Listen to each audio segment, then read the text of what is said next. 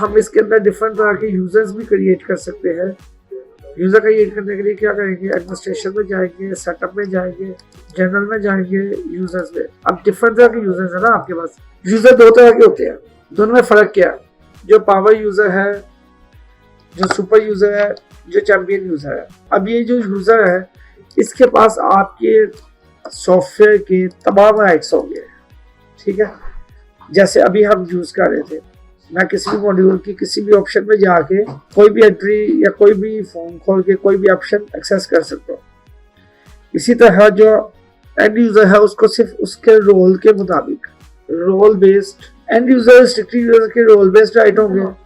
Role based right का मतलब है जो काम वो कर रहा है, लेट्स से अगर वो फाइनेंस डिपार्टमेंट में पेबल्स में काम कर रहा है, उसके पास सिर्फ पेबल के राइट होंगे। अगर वो एचआर में रिक्रूटमेंट कर रहा है तो उस मॉड्यूल में रिक्रूटमेंट से रिलेटेड उसके पास राइट्स होंगे। अगर वो मार्केटिंग में सिर्फ कंपेन चला रहा है तो उसके पास कंपेन के राइट्स होंगे। सो कंपेन के राइट्स होना, रिक्रूटमेंट के राइट्स होना, या रिसीवेबल पेबल के राइट्स होना, या इन्वेंट्री को पोस्ट करने के राइट्स होना, या सिर्फ जेआर बनाने के, या सिर्फ ऑर्डर बनाने के राइट्स होना, ये क्या कहलाते हैं, रोल बेस्ड राइट्स या एंड यूजर राइट्स। और अगर आपके पास पूरे सिस्टम के राइट है तो आप क्या कहलाते हो, सुपर यूजर या चैंपियन यूजर। तो अब मैंने यहाँ पे बनाने हैं डिफरेंट, चले मैं एक यूजर बना लेता हूँ जो कि मेरा रोल बेस्ड यूजर होगा, रिस्ट्रिक्टेड यूजर होगा, एंड यूजर होगा। तो उसको मैं एक नाम दे देता हूँ, लेट्स से मैं उसको कहता हूँ, ठीक है, यूजर नेम भी मीर हमजा है। अब अगर मैं मोबाइल यूजर सुपर यूजर में कुछ नहीं सिलेक्ट करता हूँ, ऐसे ही करूँगा तो ये ऑटोमेटिकली मेरा restricted user role based user बन जाएगा। इसका मैं पासवर्ड कर देता हूँ कि जब ये लॉगिन करे तो ये पासवर्ड दे 1 2 3 4, बाद में अपनी मर्जी का पासवर्ड देना है। तो उसके लिए मैं कहता हूँ चेंज पासवर्ड है, नेक्स्ट लॉगिन किस डिपार्टमेंट में है, लेट्स से जी हम कहते हैं ये अकाउंटिंग डिपार्टमेंट में है और मेन ब्रांच में है, ठीक है जी। और मैं इसको ऐड कर देता हूँ। जब मैंने इसको ऐड किया, अब देखिए मैं दोबारा जब SAP को ओपन करता हूँ चूज करके, और मैं कहता हूँ जी मीर हमजा 1 2 3 4। अब देखिए जब मैंने खोला तो वो कह रहा है यार ओल्ड पासवर्ड दो, तुमने कहा था पहले लॉगिन पे चेंज करोगे। तो मैं कहता हूँ 1 2 3 4 5 1 2 3 4 5।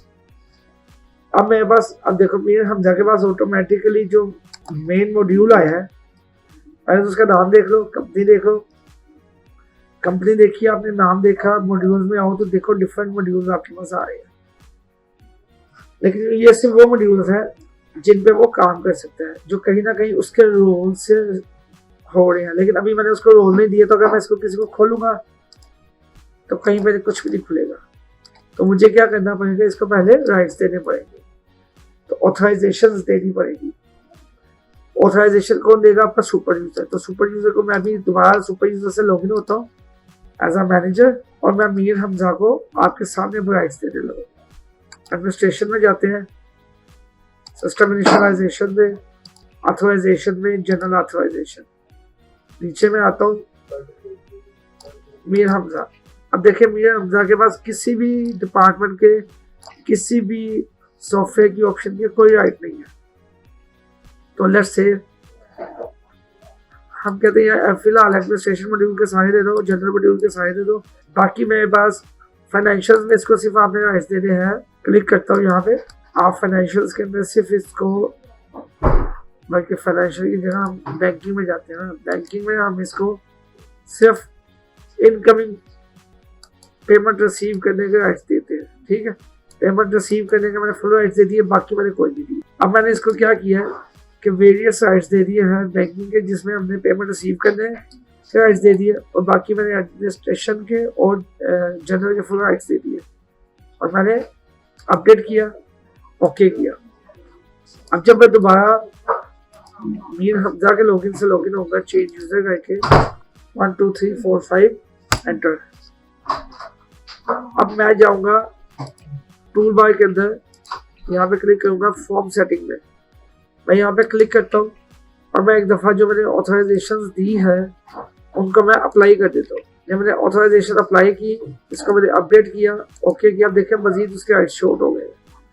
और मैं फाइनेंशियल में जाता हूँ, सिर्फ चार्ट ऑफ अकाउंट्स में क्योंकि एडिट कर सकते हो, उससे पेमेंट लेनी है तो अगर कुछ चार्ट ऑफ अकाउंट एडिट करने की जरूरत होगी वो कर सकते हो। बैंकिंग में जाओ तो इनकमिंग पेमेंट के सिर्फ राइट्स आ रहे हैं अकाउंट रिसीवेबल, और उसमें अगर कोई चेक नंबर उसने कोई करना है तो वो कर सकते हैं।